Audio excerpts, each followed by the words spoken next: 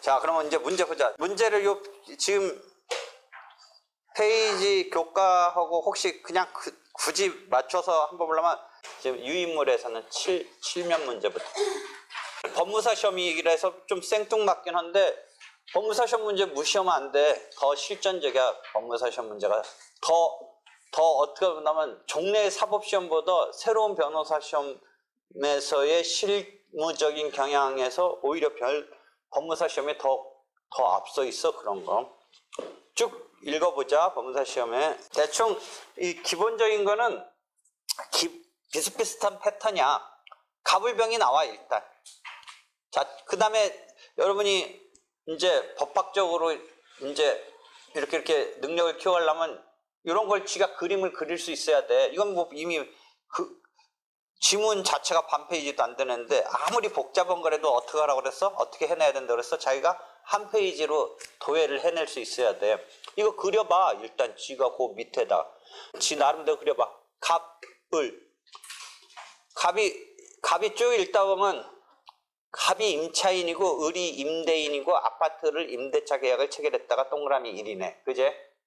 갑이 임차인, 을이 임대인이네.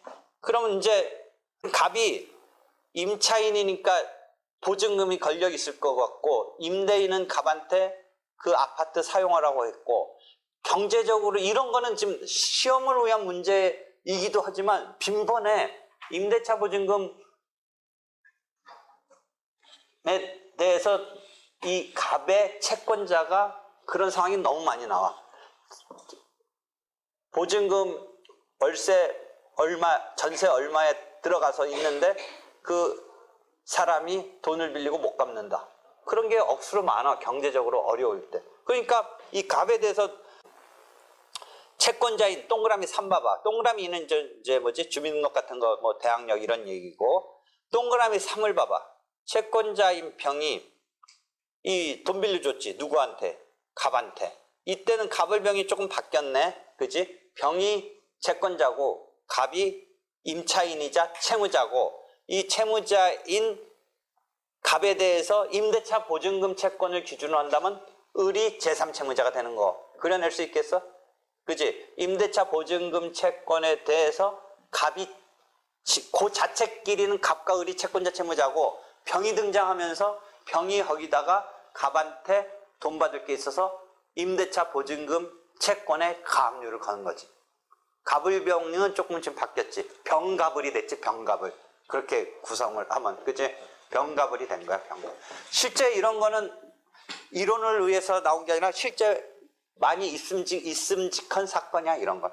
경제가 나빠질 때. 그 다음에 그 무렵 을에게 송달됐다. 을에게 송달됐다는 거는 포인트가 제3채무자에게 송달됐다라는 거야. 압류 같은 게 효력이 발생하는 거는 제3채무자한테 송달됐으니까 을에게 송달됐다라는 게 동그라미 3이 있거든. 동그라미 4, 이거 실제 문제야. 내가 뭐 각색한 것도 아니야. 이거. 한편 을은 이 아파트를 을은 정한테 팔았네. 집주인은 또 정한테 팔았어. 그리고 이전 등기를 맞춰줬다. 그러니까 이게 실전적으로 이건 다 있는 거야. 막 이게 지금 여러 명이 나와서 막 문제를 위한 거가 아니라 실제 있음직해. 또 임대인은 또 팔아버렸어, 집을.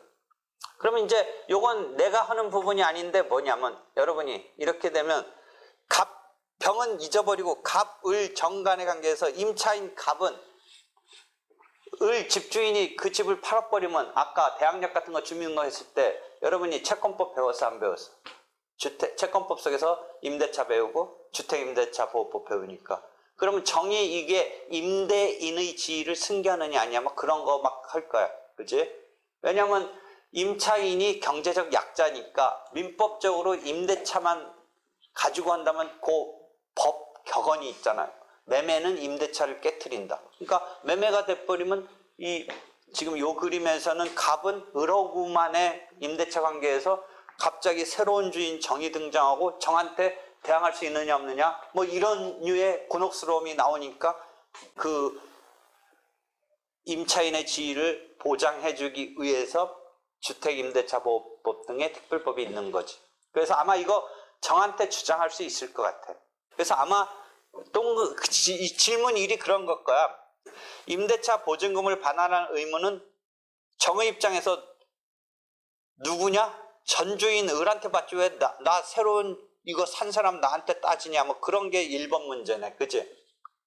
1번 문제가 아마 그런 문제. 따질 수 있는 거야 없는 거야. 그러니까 어떻게 되는 거야 결과적으로. 정의 이거를 갖다 임대인의 지위를 승계하는 거 아닐까 싶어. 그래서 문제 냈을 것 같아요. 여러분이 그 근거를 써줘야 되는데 아마 정의 이어받아야 될 거야. 을의 그 지위를. 그 다음에 그렇게 해서 이제 됐고 동그라미 5는 이후 병은 갑에 대한 약속, 어음, 공정증서. 병이 갑에 대한 채권자인데 그걸 집행권원으로 해서 공정증서, 집행증서가 집행권원 된다고 그랬지. 이거는 판결이 아니고 이미 공정사무소에서 받아놓은 것을 갖고 변제기 등이 지나서 안 갚으면 집행 들어갈 수 있는 집행권원이 된다고 그랬지. 그래서 그걸 집행권원으로 해서 그러니까 이게 되게 실전적인 문제야. 실제 그렇게 또 해놔. 채권자 금융권 같은 데는 그렇게 다 공정해놔. 그래서 이행 안 하면 곧바로 들어가. 집행권원으로 했으니까 이제 뭐야? 집행권원이 있으니까 가압류 단계를 어떻게 한다고 그랬어? 본압류로 전이한다는 말, 이전한다는 표현 나오잖아. 전이, 이전. 그러니까 가압류를 본압류로 가는 거지. 전이시키는 거지. 그럼 순위는 어디로 가? 가압류 시점에서 이제 압류하면서 가압류 때부터 압류로 바뀌니까 그게 가압류 시점에서 쭉 가는 거야. 그래서 압류가 되면서 추심명령을 들어갔지. 추심명령. 그 추심명령은 뭐야? 병이 뭐에 대한 추심명령 들어간 거야? 지금 병이 채권자고 갑이 병에 대해서는 갑이 채무자고 갑의 어떤 재산에 대해서 추심명령 들어간 거야? 갑의 을에 대한 임대차 보증금 채권에 대해서 추심명령 들어갔지. 됐어? 아까는 뭐만 해놨던 거야? 가압류만 해놨던 건데 이제 압류 및 추심명령 들어갔지. 그래서 아까는 가압류만 해놨지. 응? 그치? 추심명령 대상이 된 채권이 뭐야? 갑의 을에 대한 보증금 반환 채권. 임대차 보증금 반환 채권. 되겠지? 까지 됐어? 그럼 두 번째 질문이 뭐니? 갑이 임대차 보증금 반환, 갑이 임대차 보증금 반환 채무자에게 이 왜 표현을 이렇게 썼냐? 채무자에게. 갑이 누구에게라고 안 그러고. 왜 이렇게 했겠어? 을 또는 정이라고 지칭 못한 게 아마 1번 때문에 그러지 않았을까? 그냥 채무자라는 표현만 쓰고 있잖아. 그냥 을이면 을이라고 안 하고 있잖아. 원래는 을이 채무자인데 지금 정이 승계했느냐 뭐 이런 문제가 1번하고 걸려 있잖아. 그러니까 아마 채무자에게라고 쓰고 있네. 그러니까 어떤 상황인지 알겠지? 갑이 하여튼 을 측에 대해서 그 집주인 측에 대해서 내지는 그 집의 임대인 지위를 승계한 정에 대해서 동시 이행 항변권을 행사할 수 있는지에 대한 거네. 그제? 그치? 그럼 이게 어디서 보냐면 자, 추심명령의 효력 중에 13-38을 봐서 집행채무자는 이제 갑은 여기 집행채무자가 지금 이 문제에서는 누구라고 했지? 보통 아까 우리가 일반적으로 내가 설명할 땐 갑의 병하면 을인데 지금 이 사안에서는 갑이야. 갑, 임차인. 갑의 지위가 어떻게 되냐 지금 설명 들어가는 거야. 추심명령이 떨어졌을 때 지금 실제 요 시험 문제에서는 갑, 그 다음에 일반적으로 갑을 병할 때는 을, 뭐 헷갈리면 그건 자기가 이해해. 했을 때의 지위가 추심권을 이제 빼앗기는 상황으로 들어가지만 그 채권의 주체인 것은 변함이 없다라고 첫 줄에 써 있잖아. 그렇지? 변함이 없다. 추심명령은 추심 권능만을 넘겨주는 거지 자기가 그 채권 채무 관계의 주체인 것에는 변함이 없다. 그래서 동시이행, 자기도 받아야 되지만 자기도 또 해야 되는 권리와 의무에 있어서의 동시이행을 구하는. 왜 동시이행이란 지금 나오냐면 요 사안에서 보냐면 자기는 임대차 보증금 반환 채권이 있고 임차인은 그 다음에 임대인에게 어떻게 해야 돼? 보증금을 받고 끝났으니까 쓰던 집은 돌려줘야 되잖아. 그지? 그럼 양쪽 다 뭐라고 서로 얘기하겠어? 이쪽은 집 안 돌려주니까 보증금 못 주겠다는 거고 이쪽은 보증금 안 줄 때, 보증금 줄 때까지 나 집 너한테 반납 못하겠다 하고 이게 둘이 걸려 있잖아. 그치? 어? 그러니까 이게 현실에서 많이 벌어진다는 생각을 해봐. 이 임차인의 지금 상황 한번 생각해봐. 어차피 자기 보증금 채권은 누가 지금 뺏어갈 것 같아? 자기의 채권자인, 지금 이 사안에서는 자기의 채권자인 병이 가져가려고 하고 있잖아. 추심명을 받아서. 그치? 어차피 자기한테 손에 져질 확률은 없어지잖아, 지금. 그러니까 이 사람 입장에서는 이건 실제 이런 류의 상황이 되게 많다고 했지. 실제 이 사람 입장에서는 어떻게 하겠어? 그럼 이왕 보증금 뺏어갈 것 같으니까 자기가 보증금 뺏어가고 이 집 나가면 자기 길거리에 나앉게 생겼잖아. 그 보증금 갖고 어디 나가야 되는데 보증금은 누가 챙겨갈 것 같아? 지금 이 사안에서는 병이 챙겨갈 것 같잖아. 그러니까 이 사람 작전은 어떻게 될 것 같아? 이렇게 되면 그냥 거기 눌러 앉는다고.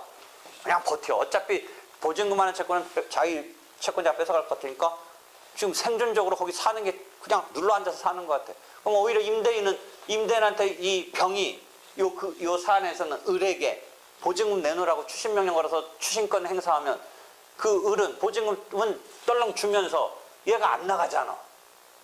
그치? 임차인이 안 나가잖아. 상상해봐. 그런 상황이 벌어지지. 안 그래? 응? 안 그래? 임차인의 상황 잘 생각해봐. 이미지업 해봐. 이건 지금 사례로 만든 게 아니라 실제 많이 있는 사례라고 내가 얘기했잖아.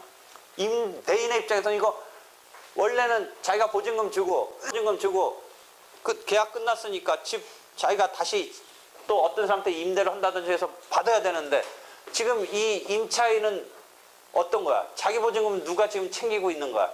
자기의 채권자 병이 챙기고 있잖아, 지금.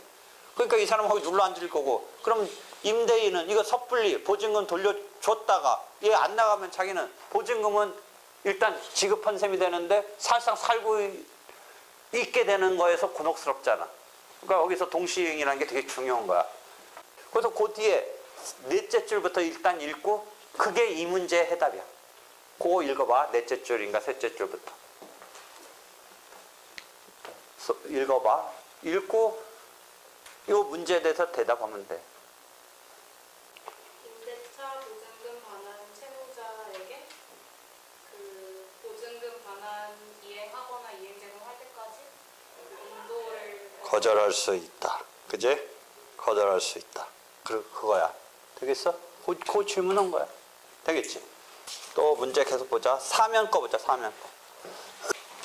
사면은 변호사 시험이 2014년 1-2 문제도 있고 거기다 1-3도 있네. 그치? 첫 번째가 보자. 여기는 A, B, C로 돼 있네. C는 A에 대해서 있고 A는 B에 대해서 있고 C, A, B로 연결됐네. 이것도 C, A, B니까 C가 채권자, A가 채무자, B가 제3채무자네. 그지? 쭉 셋째 줄에 그렇게 나와 있네.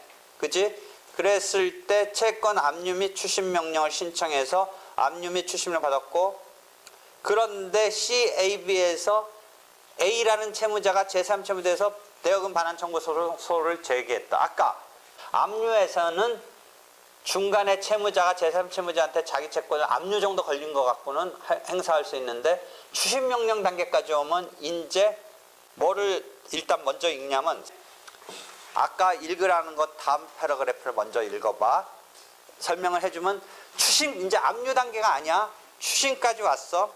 추심까지 오면 실제 청구는, 아까는 압류는 이제 어쩌고저쩌고 얘기한 거 잊어버리고 추심, 그 다음 추심까지 오면 누구만이 이 채권을 행사할 수 있냐면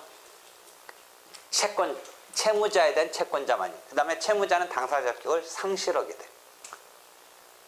갑을병으로 얘기한다면 갑이 추심명령까지 받았다면 을의 병에 대한 채권을 행사하는 거야.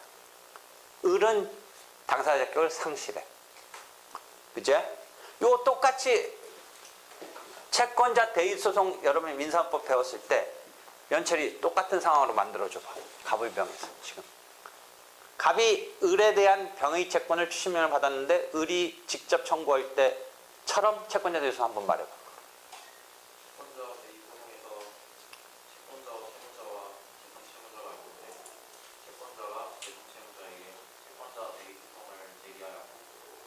하는 와중에 을이라는 채무자가 병한테 직접 자기 채권을 소로서 청구했을 때랑 비슷한 상황이 나오지.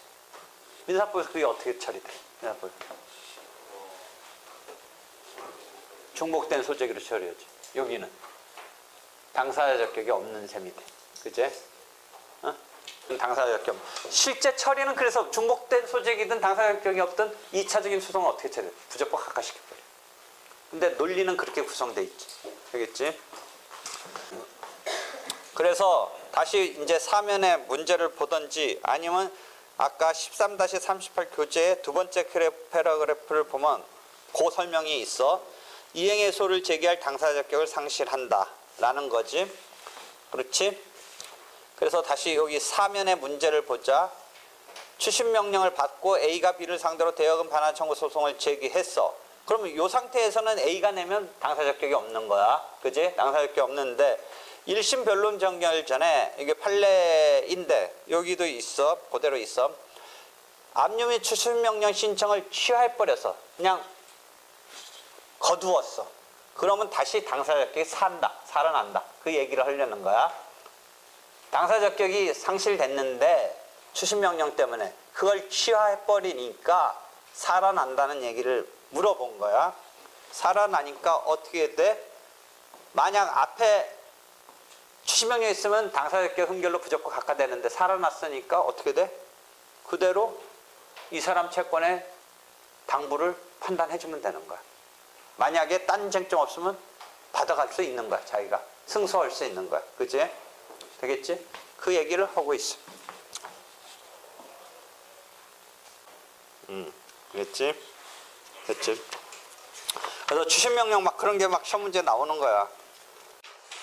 추심명령까지 됐는데 뭔가 병이 선뜻 안 주면 결국 갑이 추심권의 바탕을 두고 추심의 소송을 내야 된다고 했지. 그러니까 추심명령에서 마무리 못하고 병이 자기한테 갖다 주지 않으니까 뭔가 때문에 트러블이 있으니까 추식금 청구 소송이 들어갔는데 추식금 청구 소송이 채권자 대리 소송하고 같은 맥락이라고 그랬지. 아까 설명했지. 그러니까 채권자 대리 소송은 우리가 민사법에서 법적 성질이 뭐니? 제3자의 소송 담당 중에 법정 소송 담당이지. 그래서 여기서도 추식금 청구의 소송도 그때 제3자의 법적 성질이 소송 담당, 법정 소송 담당이라고 할 때 혹시 여러분 그렇게 실무와 통설이 그렇게 하지만 그런 거를 혹시 민사법에서도 읽어본 적이 있는지 모르겠네. 채권자 대리 소송에서의 채권자의 법적 지위가 제3자의 소송 담당, 법정 소송 담당이 아니라 고유한 자기 자체의 권리에 기한 청구 내지 소송이다. 이런 거 읽어봤던 거 기억나? 그 입장에서는 피보전 채권의 존부와 피대의 채권의 존부가 인정되지 않을 때 어떤 경우이든 둘 다 청구 기각시킨다. 뭐 이런 거를 흘러가. 자기 자체의 독립적인 지위에 관한 것이다라고 하는 게 있어. 이때 추심에서도 일반적인 성질은 법정 소송 담당으로 보는데, 제3자의 소송 담당으로 보는데, 여기서도 갑의 독자적인, 독립적인 을의 채권으로부터 추심권을 넘겨받아서 하는 형태라는 것을 그대로 틀을 생각한다면 소송 담당이지. 소송 담당. 그 추심금 청구에서는 소송 담당이지. 근데 그렇게 안 보고 독자적인 자기 독립적인 지위에 의한 그냥 우리가 일반적으로 자기 소송이다 라고까지로 보는 입장이 있다라는 건데, 그게 왼쪽에 13-42에 있고, 그 다음에 397년이 전원합의체 판결이고, 그때 사법시험에 곧바로 사법시험 보는 애들이 곤혹스러워했던 문제야. 전원합의체 판결 나온 다음에. 왜냐하면 이게 압류 이런 말이 들어가니까. 어떤 거야? 을이 병한테, 채무자가 제3채무자한테 자기 채권 행사하고 있는데 소로서 그 을의 추심명령을 받은 채권자 갑이 추심금 청구 소송을 병을 상대로 낸 게 어떻게 처리되느냐. 그럼 이것을 채권자 대리 소송의 틀에서 본다면 채무자가 선행 소송을 내고 있는데 채무자의 채권자가 대리 소송을 낸 그 형태지. 아까는 채권자 대리 소송이 선행하고 채무자가 냈을 때 민사소법에서 중복제소다 뭐 이런 걸 하고, 아까 이쪽에서는 채무자가 직접 냈을 때는 당사자 적격이 없는 상실이다 얘기했는데, 지금 이제 선행이 뭐냐면 채무자가 먼저 냈어. 을이 먼저 병한테 낸 거야. 그런데 을의 채권자 갑이 채권자 대위소송을 냈을 때는 역시 민사법에서는 어떻게 처리해줘? 일반적인 소송 담당의 입장에서 어떻게 처리해줘? 을이 병한테 내고 있는데 갑이 내고 있을 때, 갑이 채권자 대위소송을 냈을 때 을이 먼저 내고 있으면 민법적으로 어떻게 돼? 채권자 대위 요건을 결여하잖아. 근데 이 소송까지 냈을 때는 이제 그 우열관계 등등 따져야 되는데 민사소송법에서는 채무자가 먼저 냈는데 채무자의 채권자가 대위소송을 냈을 때 일반적으로 중복죄수로 봐. 그것도 생각나? 나? 안 나? 나? 근데 이쪽은 그럼 봐봐. 채무자가 먼저 선행해서 냈는데 이 채무자의 채권자가 추심명령까지 돼서 자기가 추심명령에 따라서 추심금 청구 소송 들어왔을 때가 전환합치 판결이 하나 나온 거야. 그게 그 다음에 사법시험 곧바로 나와가지고 문제가 됐어. 2013년 그것도 12월 달에 전환합치 판결인데 근데 채권자 대위소송 틀로 했으면 어떻게 했었어야 돼? 중복 제소에 지금 걸리는 건데 이게 중복제소 걸리느냐가 쟁점이 돼서 전환합치인데 소수 별개의 의견일까 소수 의견은 중복제소를 걸어야 된다고 했는데 실제 판결은 중복제소가 아니다라고 한 거야. 중복제소가 아니다. 되겠어? 나름대로 그 지금 적혀있는 근거로 되겠지? 여기까지 됐지? 됐지? 그런 거야. 쭉쭉쭉. 그렇게 해서 이제 추심명령이 그런 게 나오는 건데 이제 전부명령은 포인트가 보자. 채권을 양수받은 이런 거야. 느낌이. 그래서 추심명령은 추심금을 넘겨받았는데 추심했다가 허탕쳤어. 즉 허탕쳤다는 건 뭐야? 갑을병에서 갑이 을의 병에 대한 채권을 추심했는데 이게 유효하지 못하게 끝났으면 을의 또 다른 채권에 대해서 다시 압류받고 또 집행절차 밟아도 돼. 근데 전부명령을 받은 상황에서는 어떻게 되겠니? 자기가 넘겨받은 채권이 허당이면 그냥 자기 채권 날린 거야. 다시 못해. 을한테 가서 다시 따지지를 못한다는 거야. 그 말이 되게 중요한 차이야. 그래서 박스에 보면 세 번째 박스에 추심명령은 재집행할 수 있다. 여기서 허탕쳤으면 재집행한다. 추심했는데 그 채권이 변제 자력이 없거나 뭐 해서 허탕치면 채무자의 또 다른 재산에 가서 을의 또 다른 어떤 재산에 가서 하면 돼. 근데 전부명령은 어떻게 된다? 제3채무자가 변제를 할 만한 거리를 안 갖고 있으면 그냥 진짜 자기 채권 넘겨받았던 게 깡통된 거야. 그냥 날린 거야. 그러면 애초부터 압류 및 추심명령을 받을 건지 압류 및 전부명령을 받을 건지는 자기가 선택해야 돼. 금융권 등의 입장에서는 제3채무자의 재산이 어느 정도 탄탄하다. 전부명령은 어떤 게 있냐면 자기가 전부명령을 제3채무자한테 발령받아서 송달할 때까지 또 다른 어떤 채권자가 안 껴들면 자기가 다 독식하는 거야. 그 채권 가져가는 거야. 그러니까 그 장점은 있어. 그러니까 다른 채권자가 달려들지 않는 한도에서는 자기가 다 가져가. 독점적으로 양수받은 꼴이 되니까. 그 대신 깡통되면 자기가 다 깡통인 거야. 그걸 잘 판단해야 돼. 그러니까 그 두 개를 맥락을 잘 해서 제3채무자가 이 채권에 대해서 갚아야 될 제3채무자가 특별히 문제 없다면 전부명령 시도해 볼 만도 해. 왜냐하면 독점을 할 수 있으니까. 근데 다른 채권자가 별게 없다면 추심을 하든 전부를 하든 독점적으로 가져가거든. 그지? 그럴 때는 일단 추심이 더 그렇지. 다른 채권자 특별히 없다면 전부는 추심은 둘 다 차이가 없는데 그랬을 때는 제3채무자의 변제 재력이 좀 불안하면 전부명령 하면 안 되지. 추심명령을 해야지. 그렇지?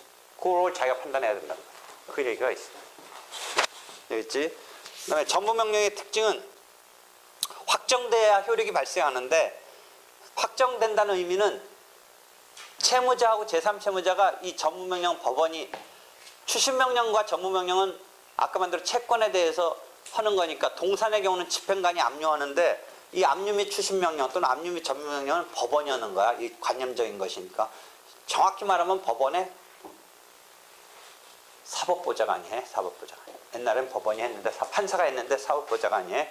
근데 그렇게 했을 때 발령이 되면 채무자 을이랑 제3채무자 병한테 송달을 해주고 그 사람들이 이것에 대해서 불만이 있으면 불복하면 즉시 항고를 할 수 있는데 그렇게 해서 하여튼 확정이 돼야 되는데 효력은 언제 발생하냐면 나중에 송달하고서 즉시 항고를 하든 안 하든 확정이 되면 채무자 기준이 아니라 제3채무자에게 송달될 때 효력이 발생해요.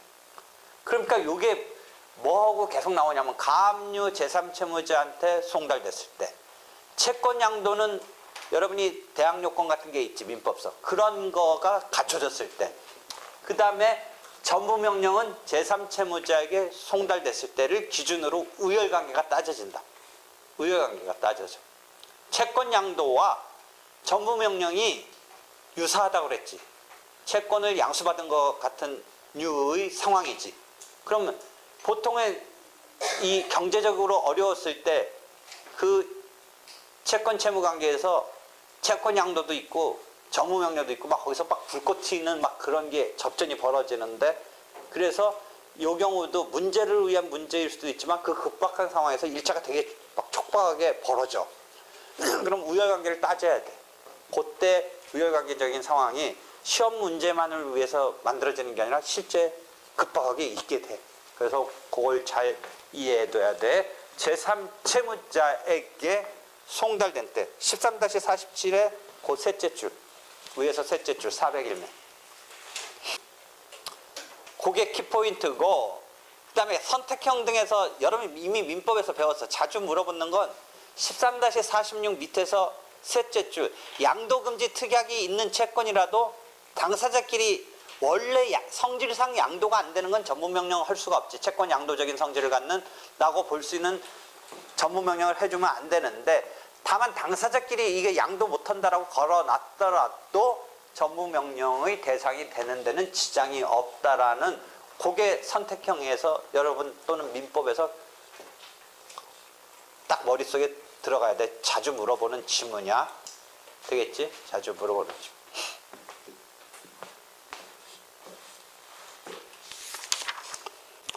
하여튼 쭉 보면 채무자에게도 송달이 필요해. 전부명령은 우리가 일반적으로 채무자에게는 이게 엄격히 확 들어가는 거니까 나중에 송달하는데 이건 송달이 전제돼야 된다. 제3채무자에게도 송달이 전제되고 나중에 이 사람들이 양쪽이 불만이 없이 확정됐을 때 효력 발생의 시점은 제3채무자에게 송달된 때를 기준으로 한다. 그래서 위에서 세 번째 패러그래프 지문을 보면 전부명령의 확정에 따라 발생하는 효력은 전부명령이 한 8, 9째 줄 제3채무자에게 송달된 때로 소급한다. 조문에 딱 있기도 해. 231조. 제3채무자에게 송달된다 라는 게 사례에서 항상 나와. 거기다 밑줄 그어야 돼. 여러 가지 날짜 나올 때 제3채무자 전부명령 제3채무자 송달할 때 사례가 나오면 거기에 딱 밑줄 그어놓고 그게 뭔가 그게 기준 시점이야. 우열을 따지고 할 때. 그렇게 해서 전부명령이 적법하게 발령되면 13-50을 보면 변제한 것으로 취급되고 넘어가 버리는 거야. 그 다음에 이제 자기 책임으로 깡통되면 깡통되는 거야. 그게 13-51이야. 집행채권이 자기 채권은 변제 효력으로서 갑의 입장에서 이걸 넘겨받았으니까 갑을 관계도 이제 어떻게 돼? 해결된 거야. 그러니까 나중에 이제 을한테 가서 따질 수가 없어. 네 채권 지금 내가 전문 받아가지고 가서 받으려 했더니 알갱이가 없다 라고 을한테 이제 못 따져. 왜? 을한테는 자격은 끝난 거야. 변제받고 소멸된 거에 효과를 전부명령이 갖고 있기 때문에 그 얘기를 하고 있는 거야. 13-50일 되겠지? 박스 그림 봐봐. 제3채무자가 자력이 없을 때는 을한테 가서 따지면 안 된다지. 자기 깡통 자기 이제 깡통 된 거야 자기 거. 그런데 원래부터 을의 병에 대한 채권이 좀 틀려. 이 병이 을한테 줘야 되는 이 채권에 있어서의 성립 등이 무효라면 그거는 전부명령도 무효야. 개념 그 박스의 두 번째. 피전부 채권이 을이 병한테 갖고 있는 채권 자체가 원래부터 무효이면 전부명령도 무효이고 자기가 갑의 입장에서 을에 대한 집행채권은 소멸하지 않는다는 말을 써놨고, 한편 전부명령 됐는데 병이 그 전부명령 된 채권에 대해서 변제할 만한 자력을 못 갖고 있을 때는 갑의 입장에서 자기 책임으로 깡통된 거다. 그 얘기 다시 한번 확인해 주는 거야. 그러니까 박스 첫 번째는 아까부터 계속 얘기했던 거고, 박스 두 번째하고는 헷갈려 하지 마. 박스 두 번째는 이 채권 자체가 무효라면 전부명령도 무효다 이것이. 그 얘기하고 있는 거죠. 그 다음에 13-52 권리가 이전된다야. 권리가 이전된다. 즉 채권 양도 양수가 된 것처럼 되는 거지. 그렇게 해서 보는데 다시 돌아와서 유인물 사면에 2014년 변호사시험 문제 또 한 번 나오네. 같은 해 2014년은 하나는 아까 본 거는 추심명령이었고, 요번 거 보려는 건 쭉 보면 사면에서 빨리 하나 제일 일단 전부명령 들어왔으면 뭐에다 밑줄 그어야 돼? 전부명령. 확정된 날짜에 그어야 돼. 제3채무자한테 송달한테 그어야 돼. 그거 언제야? 4월 4일 아니야? 4월 4일. 그지? 이것에 대한 해설은 문제로 내가 듣네. 일단 읽어봐. 쭉 읽어봐. 지금 설명한 걸 바탕을 두고 읽어봐. 그러고 같이 또 하게. 자, 읽어봤어? 해봐, 읽어봐, 봐봐. 그럼 자, A 보자. 책으로 보자, 책으로. A가 B에 대해서 1억 원. 아이고, 이거 그려야겠다. 불러줘봐. 읽어봐. 그리게 내가. 처음부터 읽어봤고, 문제를. A가 B에게. 나 안 보고 있는데 좀 불러줘봐. A가 B에 대하여 가지는 1억 원의 대여금 채권을 A가 B에 대해서. B 29의 대여금. 2012 49 B에게 내용 증명 우편으로 채권 양도 때는 기준 시점이 어디겠냐? 그 뒤에 뭐 날짜 나올걸? C에게 양도하고. 안 나오나? 아직 안 나와? 뭔가 날짜가 있어야지 막 선후관계 따져야 될 것 같은데. 일단 그럼 나중에 C에게 양도하고.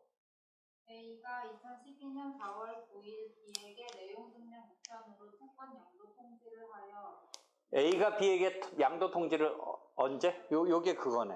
2012년 4월 9일에 B한테 채권 양도 통지를 하여 2012년 송달. 4월 11월에 송달. 11일? 네, 11일. 요 통지 송달. 요게 아마 중요한 날짜일 거야. 채권 양도에서 여러분 민법에서. 그리고 민법에서 안 배웠어. 양도는 민법에서 본 거지. 우리가 지금 전부명령 때문에 양도하고 비교하는 거지. 채권 양도는 우리의 영역은 아니야. 민법에서 해갖고 와야 돼.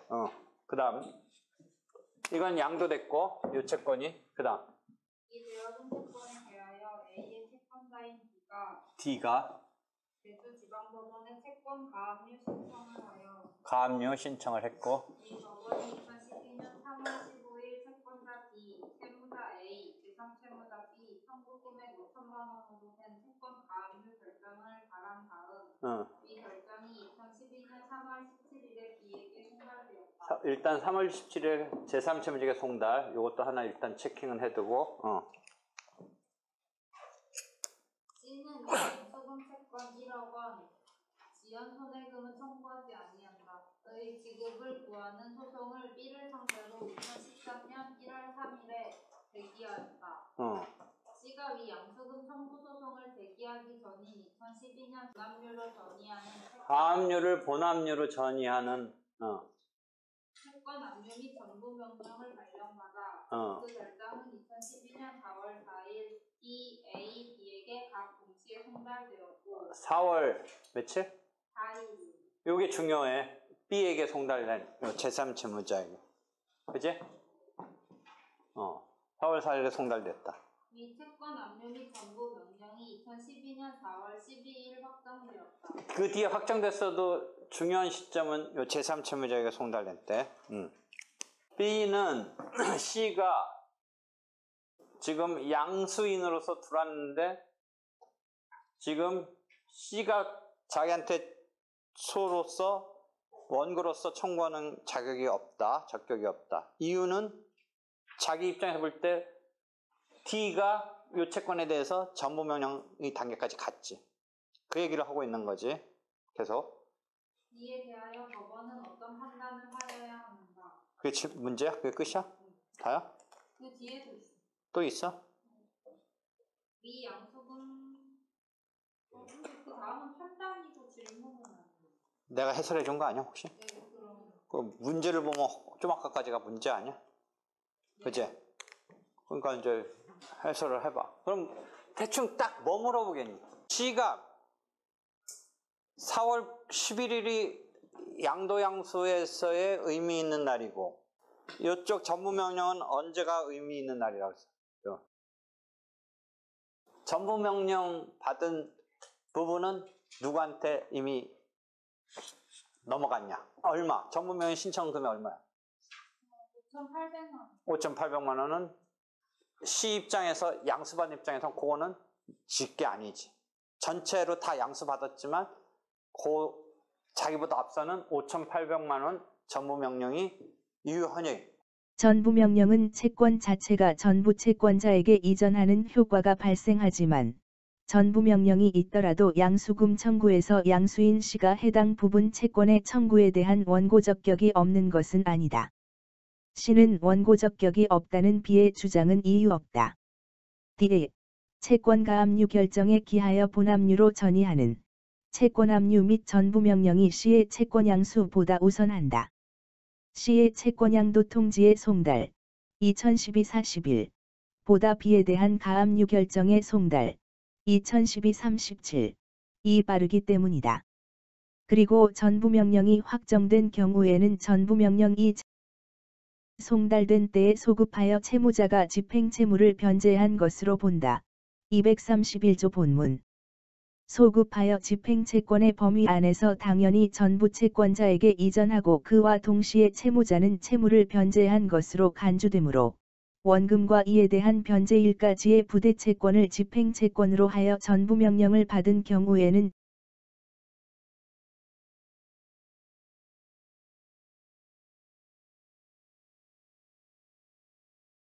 전부명령 송달 시까지의 부대채권액을 합한 금액 사안에서 5,800만 원. 이 되므로 피압류 채권은 그 금액 범위 안에서 전부 채권자 D에게 이전한다. 따라서 5,800만 원 부분은 A로부터 D에게 이전하나 이 부분 청구 기각 나머지 4,200만 원의 C에게의 채권 양도는 유효하다. 이 부분은 청구 인용.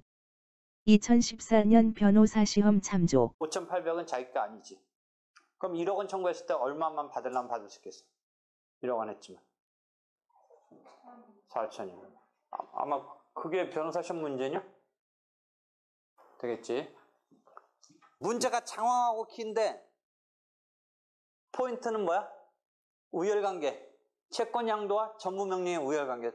일자. 그게 포인트고. 그치? 되겠지?